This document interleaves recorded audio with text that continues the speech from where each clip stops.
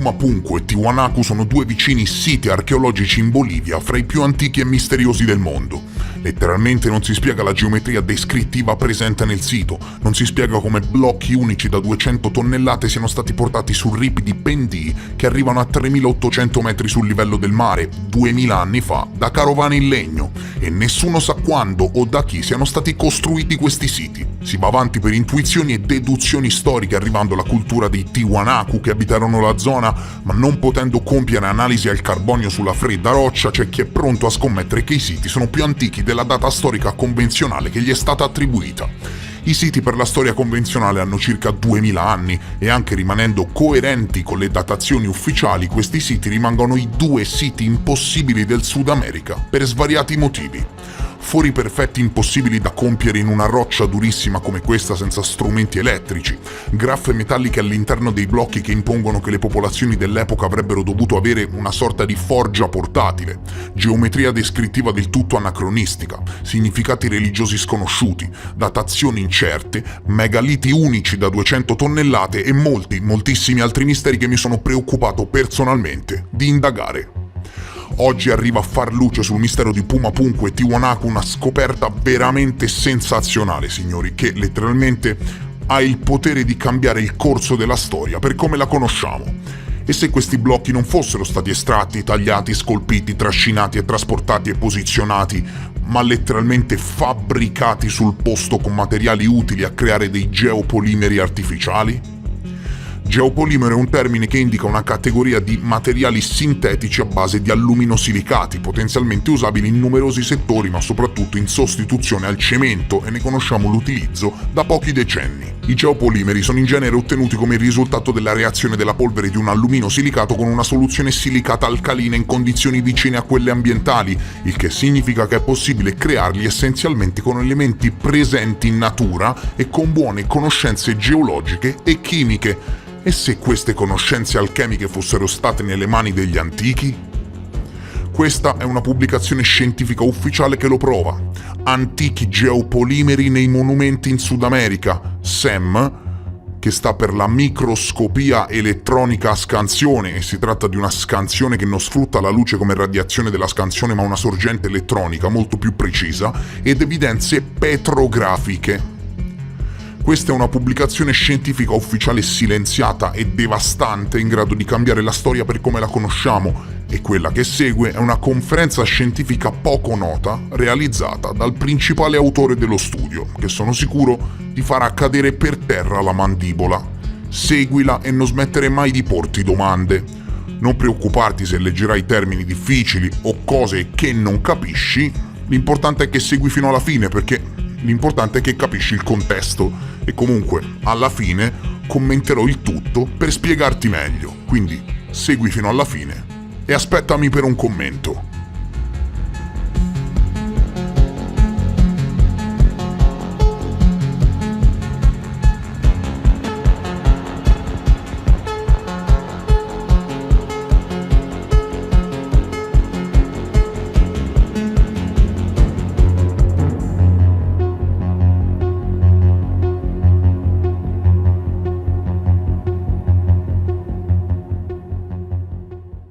In 1970, the Bolivian government started a scientific study to determine the geological provenience of these giant sandstone blocks. So we have the report that in Spanish is Procedencia de las areniscas utilizadas en el templo precolombino de Pumapunku, provenience of the sandstone used in the pre-Columbian temple of Pumapunku, Tiwanaku, and they had selected 6 different sandstone locations that are far away from Tiwanaku, between 8 kilometers and 10-11 kilometers. They selected one and claimed this is the place where the stones are coming. Number 1, and the site number 2 is close by and could be also. In 2017, we took this information to start our investigation, and we added a third site, number 3, Cajamarca. Why?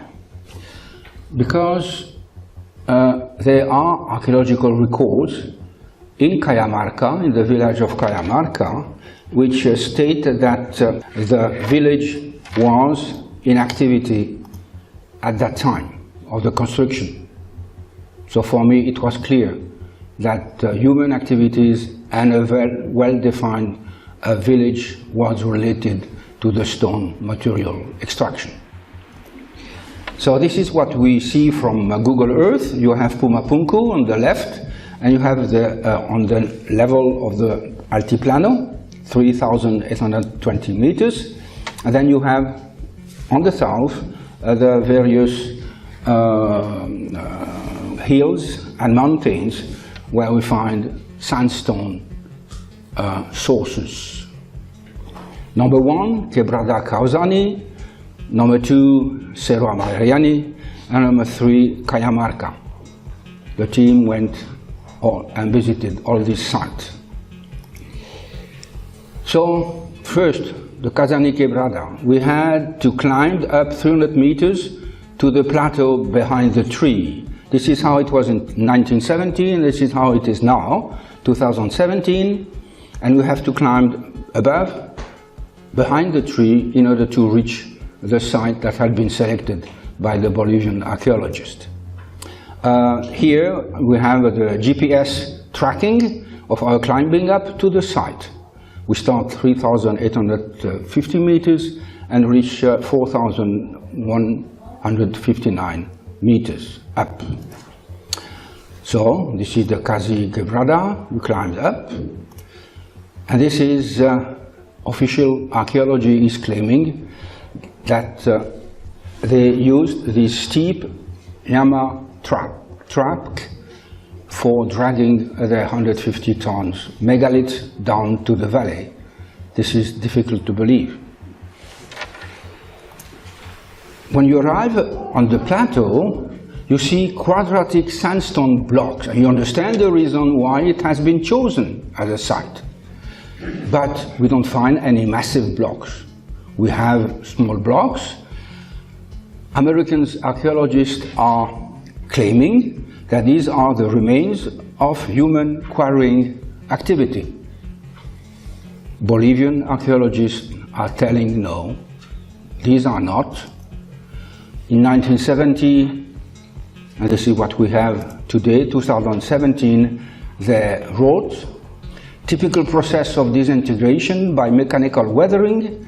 There were no actual sandstone quarries used by the Tiwanaku, such as open pit, work or gallery, but instead they went to blocks separated by diaclasis. This is a geological, natural weathering event.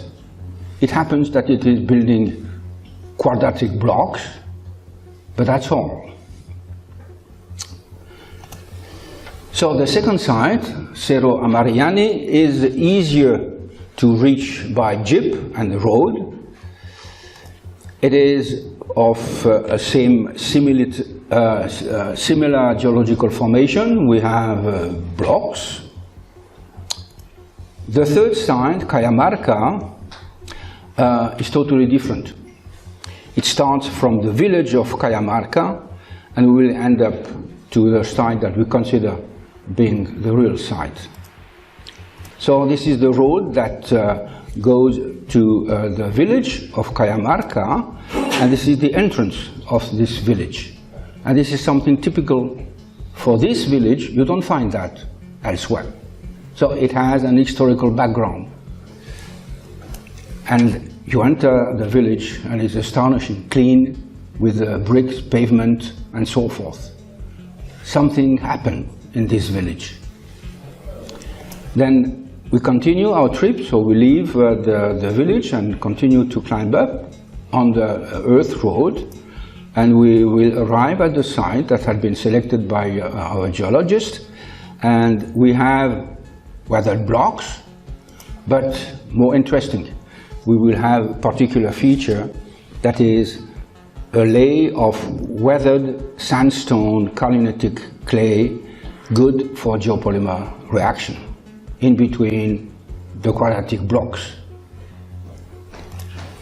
And our geologists made this experimentation. And here, they are not. Okay, we have enough here. As you can see, you can take a very simple tool to break them down. You can see very easy. This could be a good material too. And you cannot break the hard one. You see. Hard one. Ah, not the same sound. This is from this. And this, Yes. very easy. You can see. We find here, even with our hands, we can break them down. It's very easy. So, we could start our investigation. We took a sample from the monument, from platform number 2. This is on where the arrow is, and it is very close to the place where the Bolivian archaeologists took also their sample, that is labeled number 9. So we could compare with our investigation with what they had studied. Scientific investigation, thin sections, optical microscope, X-ray diffraction, SAM, ADS, scanning electron microscopy. So we start with a thin section. We will compare the grain size of the sandstone. Sandstone is made out of quartz and feldspars and very minute part of clays. For the first source, Kao, Kazani, Quebrada, the one 4,100 meters above level. Amariani, the second one very easy to reach. The third one, Cajamarca, and our monument stone. We compare the dimension of the crystals of the quartz and the feldspars. And it is obvious that the first one on the left, Kausani, is too fine. It does not fit with the monument sample. The second one, Amar, is too big. The grains are too big. It also does not fit with the monument sample. Marca, Cajamarca seems to fit with this monument samples, and it should be the source of the material. And if we look precisely at the Pumapunku sample of the monument, then we have the various aggregate, and in DSA it is disaggregated sandstone aggregate. This is a natural disaggregated sandstone aggregate that is not coated with a very thin coating like others, but it is a very friedel, thick matrix that is not usual for sandstone. And this supports the idea of artificial geopolymer sandstone. This is a very important quantity of binder. We made the chemical compositions of the geological stone and the monumental stone on the EDS. So we have, for the Karzani, Amariani, Marca, PP4, sodium, magnesium, aluminum, silicium, potassium, iron.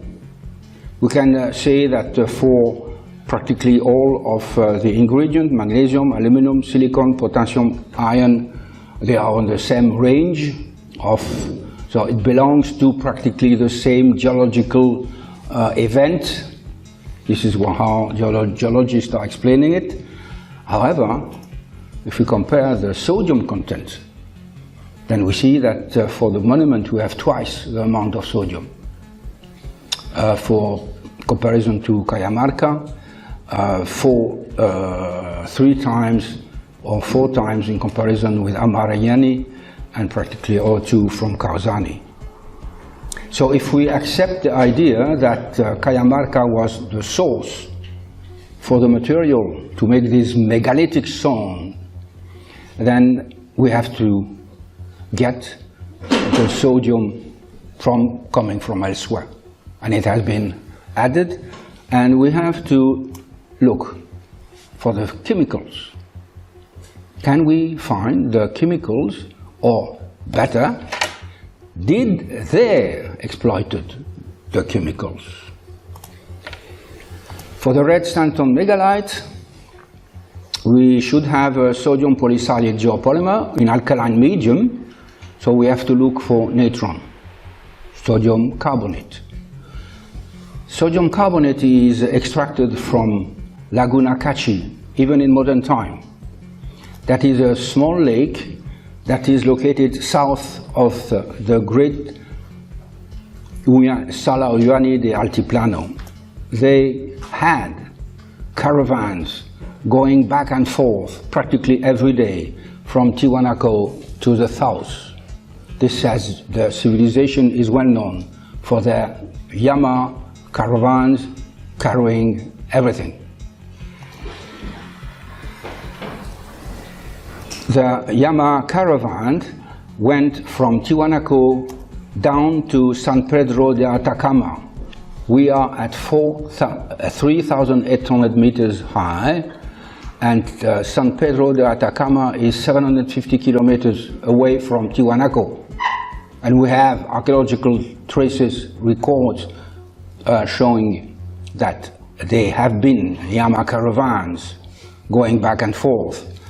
And the tracking of the Yama caravan is coming to Laguna Cachi, that is close to south of Sola Yuani. This is the Laguna Cachi from above, and this is the Laguna Cachi from the earth. And the Yama caravan track is going through Laguna Cachi, and the modern road is also going through Laguna Cachi. So we made the SEM, scanning electron microscopy.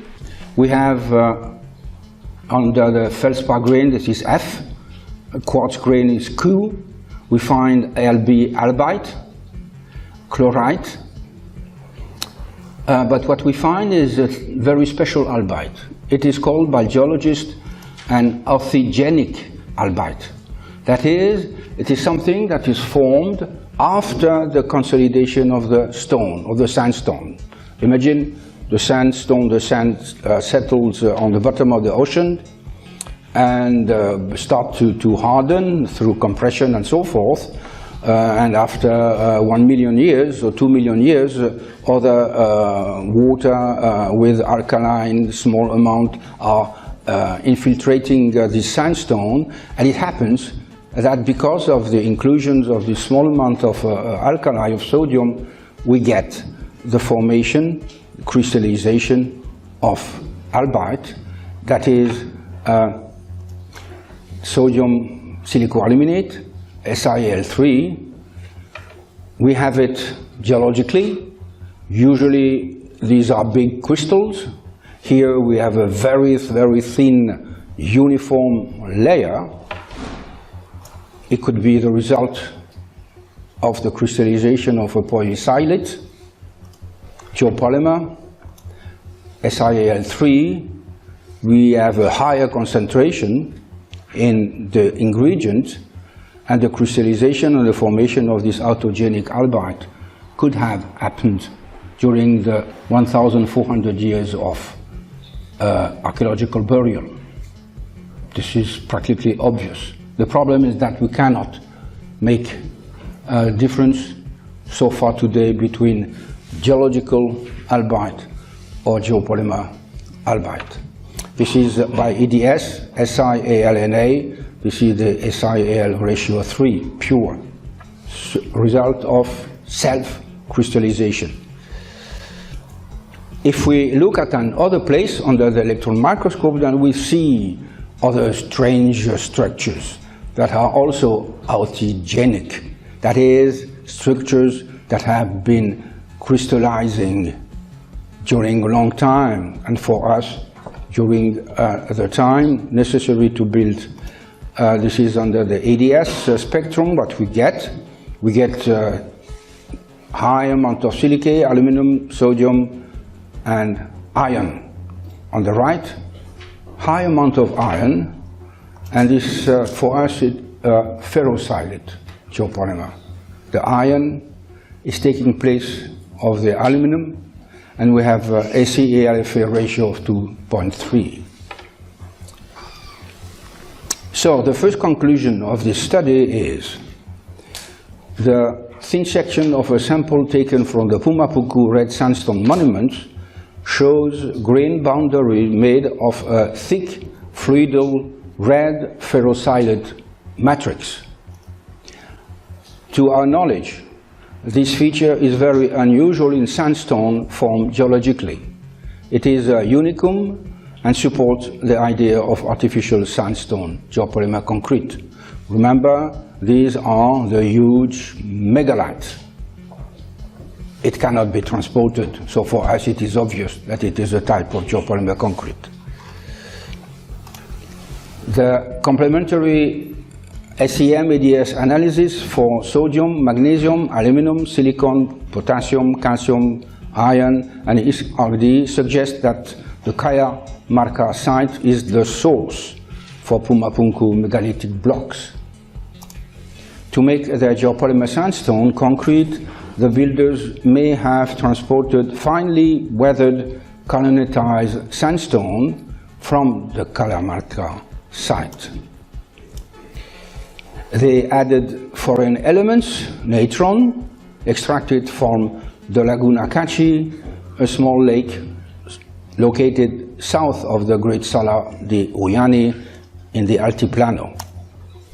The megalithic slabs of between 130 and 180 tons made of Andean geopolymer were cast 1,400 years ago.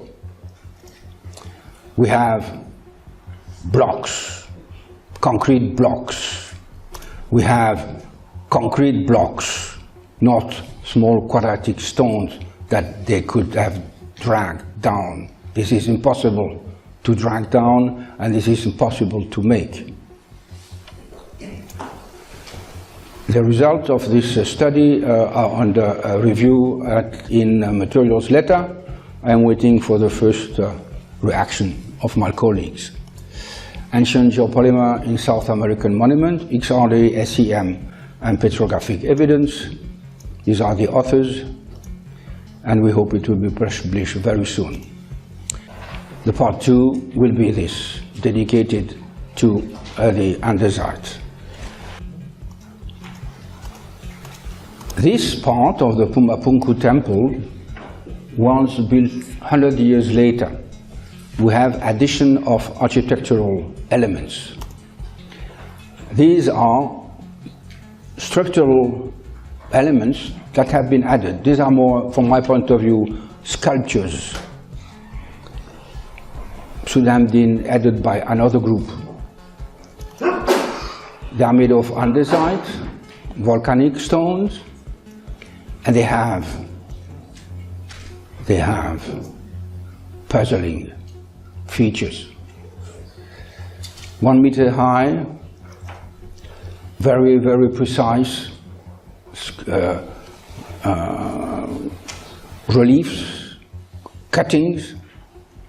How were such perfect cuts made with simple stone tools, perfect 90-degree cutting, very smooth.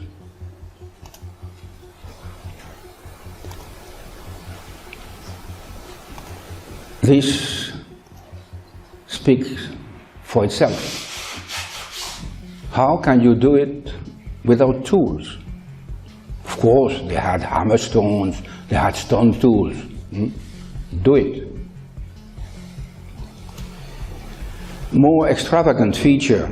This is this stone, which has 20 holes drilled with precision, 30 centimeter deep inside this hard stone. Even those archaeometrics people who are claiming that this has been done by an ancient civilization 30,000 years ago or 60,000 years ago don't have the tool to replicate this. Inoltre gli scienziati all'interno di questo studio pionieristico di cui nessuno ha mai avuto il coraggio di parlare, di cui non si è mai e poi mai sentito parlare in Italia, hanno anche trovato delle bolle sulla superficie, proprio come se fossero state prodotte da uno stampo che modella il calcestruzzo a pressione, come succede spesso con lo stucco e il cartongesso. Cioè, te quindi mi stai dicendo che 2000 anni fa questi signori sapevano specificamente quali materiali chimici servivano per creare dei geopolimeri così resistenti e indistruttibili per creare megaliti che sono arrivati fino a noi? Mi stai dicendo che questi andavano nella laguna vicina ad estrarre materiali ricchi di carbonato, poi andavano a Cajamarca, estraevano altri materiali utili, mischiavano il tutto, facevano tipo la malta, conoscevano perfettamente tecniche e chimica annessa per creare dei geopolimeri e così via. Cioè, mi state dicendo questo? Ebbene, la scienza, cari signori, dice di sì. La scienza ha fornito abbastanza prove, ma più di una prova, no? L'avete sentita a 20 minuti di conferenza, no? Più di una prova, prove su prove, rilevamenti e chimica, che dicono di sì. Questi signori sapevano bene quello che stavano facendo e non si spiega come tali conoscenze siano state trasmesse o da chi.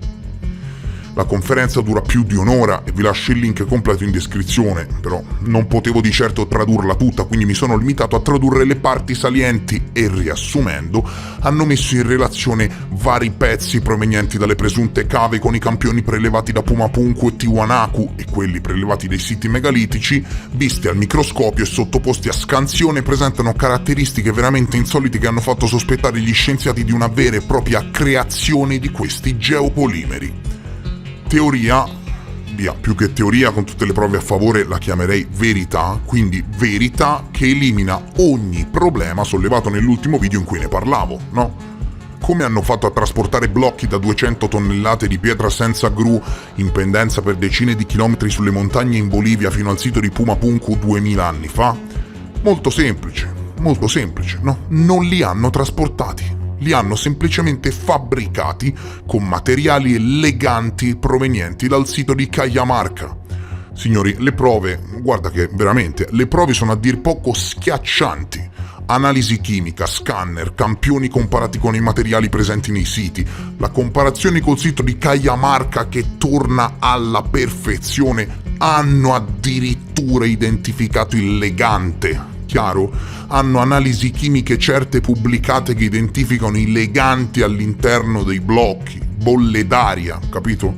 Componenti chimiche trovate nella zona, ricostruzione addirittura storica del percorso che facevano le carovane per trasportare i materiali utili a fabbricare i geopolimeri, carbonato estratto dalla laguna circostante, prove concrete correlate ai geopolimeri artificiali creati 2000 anni fa. E soprattutto la risposta alla domanda: come facevano a lavorare così finemente la pietra così dura utilizzando la geometria descrittiva senza strumenti? Questo è il mistero più clamoroso correlato a Pumapunku, ok? Come facevano a produrre fori perfetti senza strumenti elettrici? Mistero risolto. Semplice. Per le squadre utilizzavano degli stampi in legno e per i fori bastava affondare nella calce morbida un rametto finemente levigato per produrre fori e tagli perfetti. Come se tu stessi modellando l'argilla prima di metterla in forno. Col passare del tempo diventa cemento, posizioni gli stampi e quando si solidificano togli le strutture in legno e rimane il cemento, no? Le analisi chimiche sono devastanti, ci sono team di scienziati che prendono sempre più in considerazione questa ipotesi e il nostro amico chimico, ricercatore di fama mondiale, scienziato Joseph Davidovits, ha portato prove incredibili a sostegno di questa tesi. Prove, analisi sul campo, capito? Non speculazioni, prove replicabili. Inoltre, C'è da chiedersi perché le costruzioni a Pumapunku sono identiche, signori, identiche, parliamo di repliche perfette al centimetro misurate con i metri, capito questo? Perché hanno usato degli stampi, molto semplice, ecco perché. E lo scienziato Josef Davidovits pensa che questa tecnica sia stata utilizzata anche per erigere le grandi piramidi d'Egitto, e se solo fosse confermata... non verrà mai confermata, lo sai, vero? L'establishment non permetterà mai che questa teoria venga confermata, e il perché è molto semplice, non per qualche strana teoria del complotto, ma perché se ammetti l'esistenza di geopolimeri artificiali 2000 anni fa o 4000 anni fa, devi per forza spiegare chi ha insegnato tali tecniche, da dove provengono, come si sono evolute, come sono state sviluppate, dove e da chi. Dovresti spiegare perché gli antichi di 2000 anni fa utilizzavano tecniche che abbiamo riscoperto solo da qualche decina d'anni, e di conseguenza tutto il mondo accademico si accartoccerebbe su se stesso.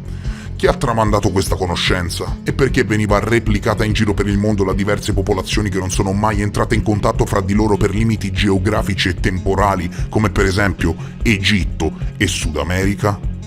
Ecco, questo crea non pochi problemi all'establishment, perché dovrebbe ammettere letteralmente di non averci capito niente, e come vi dicevo, questo farebbe accartocciare su se stessa la storia per come la conosciamo. Vi invito, mamma mia, vi invito veramente ad approfondire questo interessante aspetto delle strutture megalitiche antiche, perché per quanto riguarda Pumapunku e Tiwanaku sono sicuro che si tratti della risposta assoluta in modo incontestabile. Ci sono prove certe che parlano di geopolimeri artificiali nell'antichità, e questo è a dir poco emozionante, perché potrebbe veramente significare tutta una serie di cose. Chi ha tramandato tali conoscenze? Com'è possibile che avessero tali capacità ingegneristiche? Che idea ti sei fatto? Ti è piaciuto questo documentario? Se è così e vuoi supportare il lavoro di questo canale YouTube, fammelo capire con un like e con un commento. Io vi abbraccio, vi ringrazio per essere stati con me e vi rimando come sempre al prossimo episodio. Adieu!